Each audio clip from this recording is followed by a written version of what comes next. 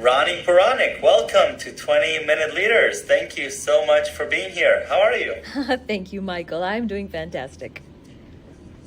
Awesome. All the way from Houston, Texas. Rani, we have a lot of things to cover.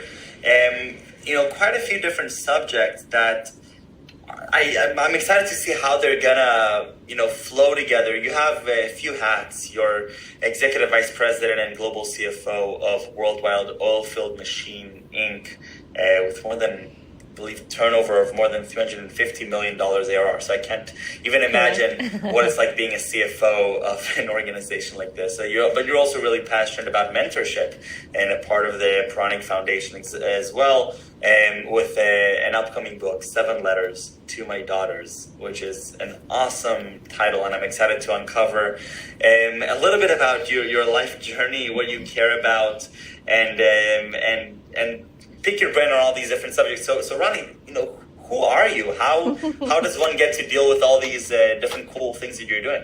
Oh my goodness, who am I? I'm a person like you, Michael. Nobody different. I'm just a person with a passion who really, really believes that, if I have been given a life today, then its purpose is to be able to share as much as I can with the world so that it remains and it continues growing and continues to give way beyond my lifetime. So that's who I am. I'm a people person. I'm a people person who lives and earns to return. That's really who I am. So, and what does that look like? Because you have your hands in a variety of different circumstances. Let's start, for example, with Worldwide Oilfield Machine. What is sort of, how do you get into this field? I know it's family related, but how do you get into this whole situation? Because that is not, global CFO of such a large organization, oil and field, and then oil and gas, and then you're talking about also, the different mentorship stuff that you're doing. How do these things connect? Yeah, excellent question. So for Worldwide Oilfield Machine, I'll tell you something. It's a 42-year-old company.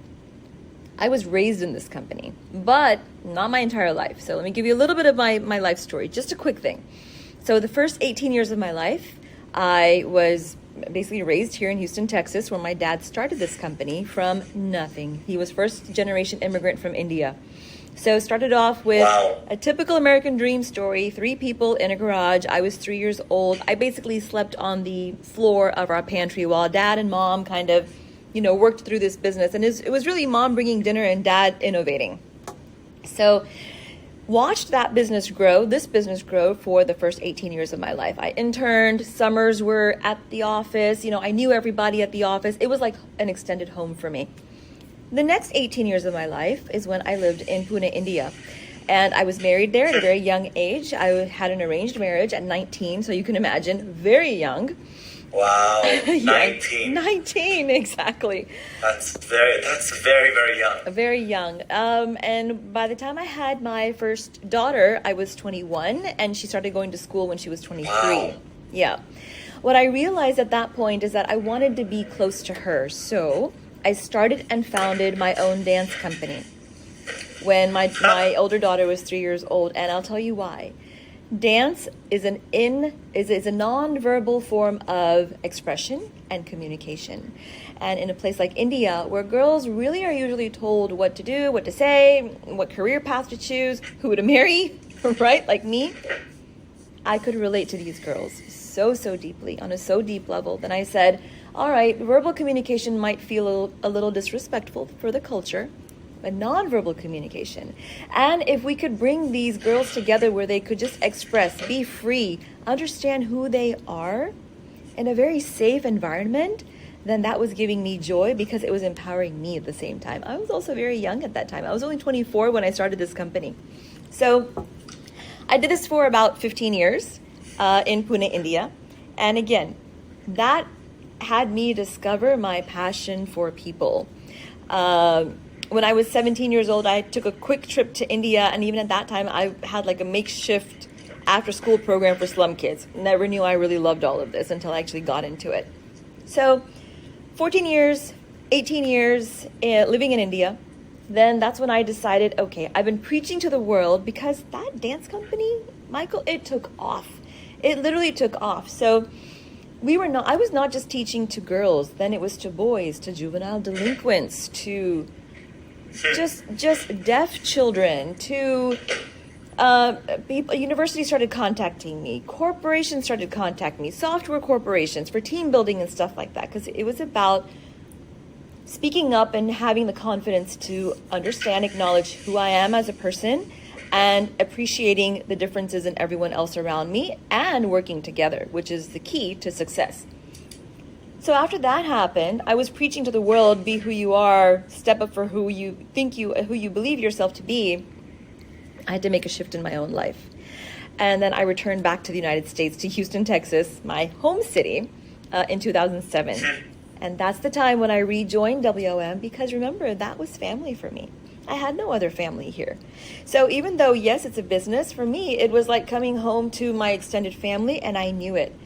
At that time, my girls were much younger, and I just could not start from scratch again I was a young adult at that time, in a country where I had all these responsibilities, so WOM was my go-to. At that time, my dad asked, so what do you want to do? I said, I really don't know. What would you like me to do? He said, I don't know, figure it out. So trying to figure it out basically meant that I needed to go and talk to people, because I'm a problem solver. I am what is called a bridge. I'm trying to help facilitate people be their best selves. That's what I did in India my entire life. So I started our HR department from scratch. We never had an HR department, even though we were like 250 people here in Houston at that time. So when talking to people, I realized that I needed to self-train myself, did everything from assembly to process routing to ERP systems, just the whole stuff. And then financial controllership, looking into the admin of things, looking into the financial structuring of things. That's when I decided to go back to school. So when I was 40 years old, decided to go back to Rice University, got my MBA in finance. Wow. Yeah, at 14. Let me tell you, everyone was like, you're 40. Why are you doing this? How can you get an MBA now? You're too old. And then the other part, which really I do not believe in, and people, especially from they think that children from business families should have some kind of entitlement. Not me. I needed to know that I earned a position, or I have enough knowledge to really be my best and show up as my best. So people would ask me, well, you're the daughter of the owner. Why do you need to work? Why do you need to get an education? I'm like, well, because I do. I need to show up for myself. So graduated in 2014. Then I took the next 2 years to really travel the world. So right now we're in 11 locations. Well, actually at that time we were in 8 locations. I opened up 3 recently. And talked to everybody. So out of the 4,000 people that work with WOM, I never say we work for anybody. We work with and together. I'd probably tell you I know 80% of them. I really do. By name. So I don't know them by numbers. I know them by name. And really worked hand in hand with them. And all of a sudden people just started to direct problems to me, helping, to find solutions together. So I was promoted to Global CFO in 2016 organically. It was a decision by the people, not so much by a family or anything like that. It was literally by people. And well, we come to Rani anyways. So that, I would tell you, was pretty cool. So that's the passion for me. The passion for me is trying to keep this legacy going. It's a great company with great people with a great product. Wow. Sounds really, really cool. And I love it sounds like your path with all the intentionality inside of it, has a lot of, you mentioned giving back before, but it sounds like the way that you're working is very, it's a very collaborative in nature. It's a lot of trust based, and you're very attuned to those around you and the impact that you're making and in receiving and giving. Tell me about 7 Letters to My Daughters. What is the motivation for the book and what is it about?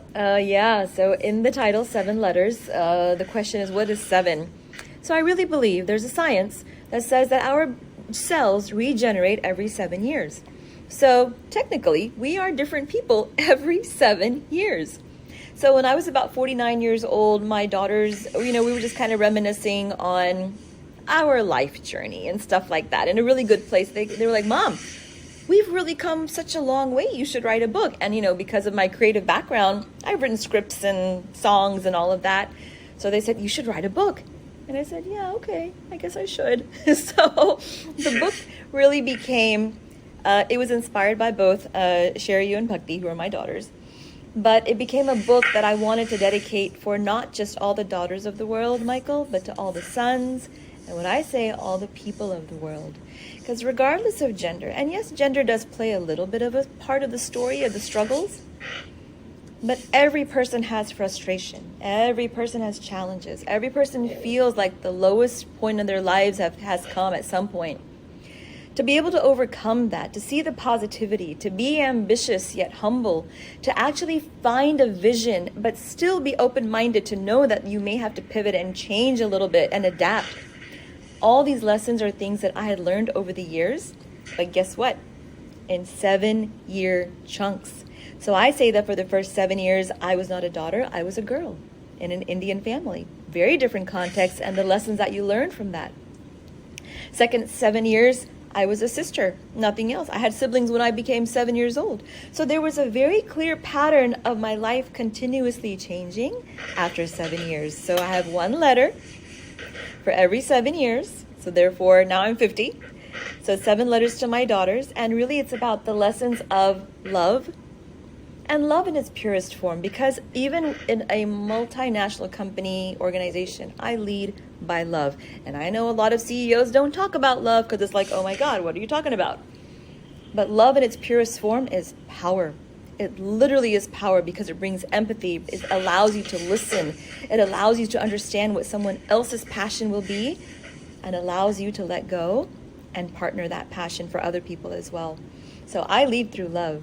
My lessons are about love, about leadership, and about legacy. And all of those lessons have made me who I am today.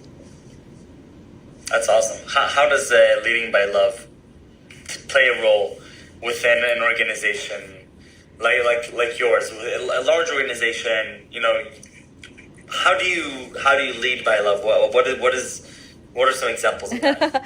So I've been known to be an empathetic leader. Not a sympathetic leader, empathy. Empathy is when, as you know, it's when I feel what someone else is feeling. And that's what I say it's called love doubled up. So it's not just what you're feeling, but I'm feeling it with you. Difference between sympathy and empathy.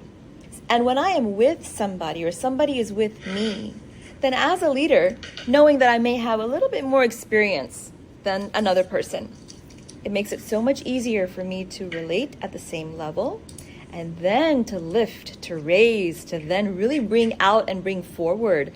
Because at that point, then we're doing it together. No person is doing it on by themselves. That teamwork is power, and that teamwork builds a great company. Great companies are only made up of great people, and great people come from great teams. So empathy plays a big role in everything that I do. I love it. So looking back to some of these lessons that you're sharing, share with me some more. So you mentioned a few examples of them, and I'm curious to hear a little bit more about those different things that as you're reflecting, what main lessons you decided are most crucial to share with the people that you love most. Well, so it's interesting. Some people ask me about, like sister, how do you learn something about leadership at being a sister? So as being an oldest sister, I had 3 siblings at the time. And, you're in this position where, for me at least, I wanted to take all this responsibility, make sure that they were well taken care of. And of course my parents were around, but as the oldest sibling, you sort of do this on your own.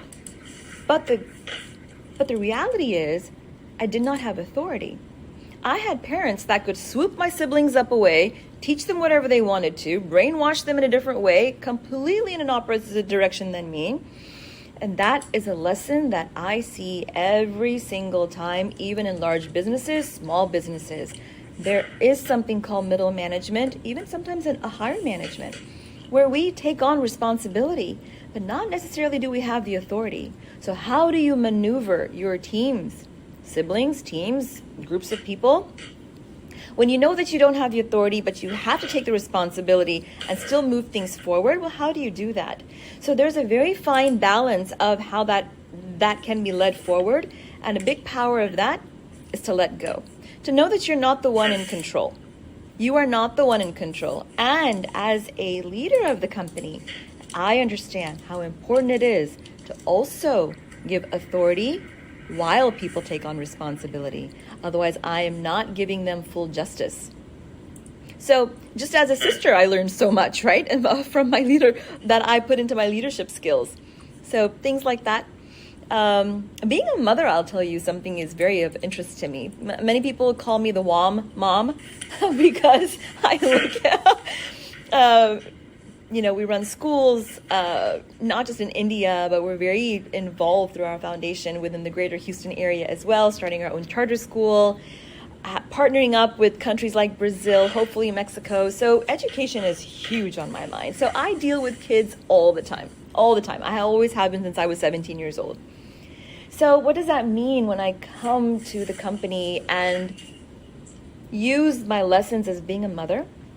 Being a mother means that you're a parent, which means that there's a time for a mother to care and nurture, and there's a time for a mother to sit back, watch, and let her children or her people make mistakes, fumble, because she knows with a little bit of wisdom, a little bit more experience, that those mistakes are just going to strengthen them, are going to make them even better, and really form them for who they were built to be. And that's how I lead a lot of the times here in the company too. I'm like, look, make mistakes. If you're not making enough mistakes, you're not doing enough. So make them. The important goal is to not make the same mistake over and over again. Then you're not learning. So there are a lot of lessons that I have learned that I literally incorporate every day into my world, and I have seen success come from it. Very, very cool. What's your vision? What's your vision with what you do? Yeah. My vision for what I do, Michael, is this. Like I mentioned earlier, I completely believe in the earn and return cycle, which means that I believe in legacy. I lost my brother in 2018. He was only 38 years old.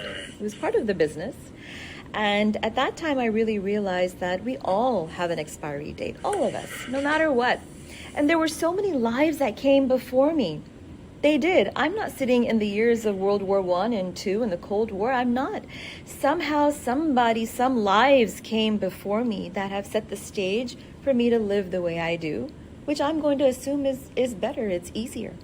So with that same knowledge, I also know I may have maybe 20, 30 more years left. It's not a lot left, but it's important to know that I can still carve the path for all the lives that are going to be coming after me.